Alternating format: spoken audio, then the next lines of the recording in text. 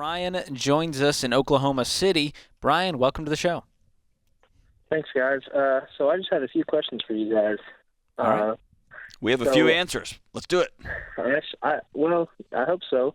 So currently, me and my household, it's single income. It's about $56,000 a year. So before we got on to Financial Peace University and everything else, I actually didn't even know about y'all's show until I got the new vehicle, and that was about $20,000 into debt. And so after watching the first couple of episodes on the Financial Peace University, we thought it was more lucrative for us to change the baby steps for us from 1 to 2 and do it backwards.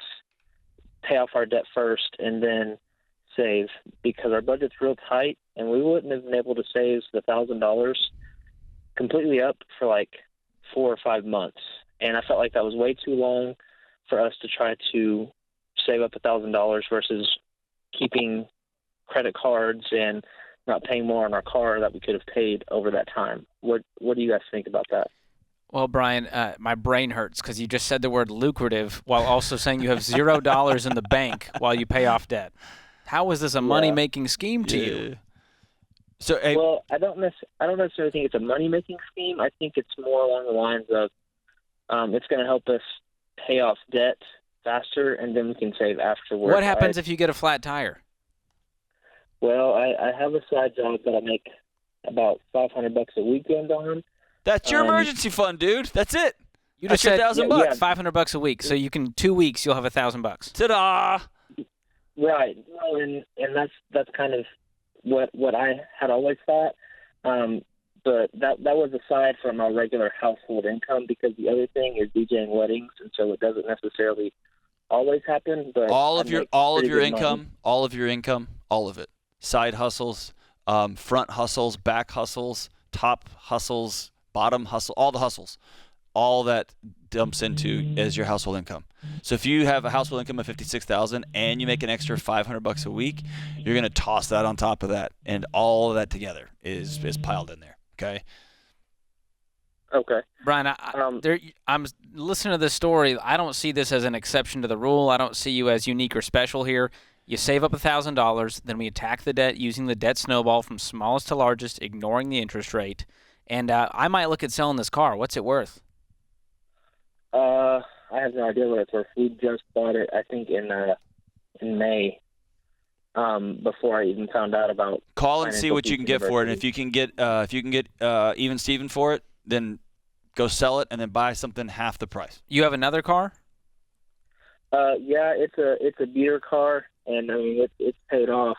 But I put a lot of miles on it, going back and forth to weddings, and I drive it back and forth to work. The other car is like our sacred car. We don't really take it anywhere if we don't have to. There it is, the sacred car. There's no such thing as the sacred car. Dude, it's a depreciating asset. It's a piece of metal that's going down in value every day. There's nothing sacred about it. Yes. Right. And don't keep a car payment and a nice car for a side hustle.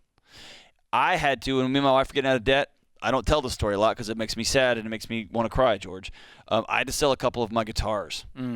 And so it may be that you look at your nice DJ table and say, hey, I haven't been DJing. I'm going to sell my gear and get a $1,000 emergency fund. Sell everything until you get that $1,000. How much total debt do you have? Figure it out. Oh, we only have about $23,000 in debt, including the car. What's the other? You said 20 on the car. What's the other 3? They're like just some small credit cards. Okay, so listen, dude. If you sold the car and then you worked 6 weeks on your side hustle, you're debt free. You're done. You're free.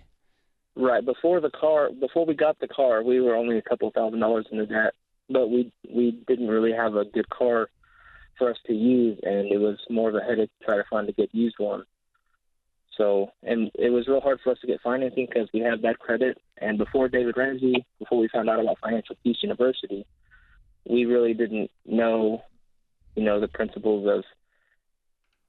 Well, let me ask you. Now you know, Brian. Ignorance was bliss until now. Yes, now you know. Can we just say this? You've got tough credit. You've had a bad experiences with money. Haven't been wise with it. Let me just ask you this point blank: have your ways worked? As in finances? No. Are you happy with where you are financially? Do you feel like you're crushing it?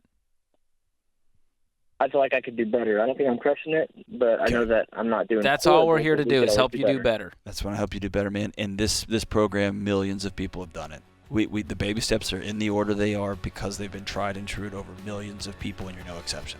And if you go all in on this, I'm telling scorched earth, we're doing the baby steps exactly as is. We're not special. We're going to be one of those tens of millions of people who changes our family tree, sells the cars, sells some gear, do whatever it takes.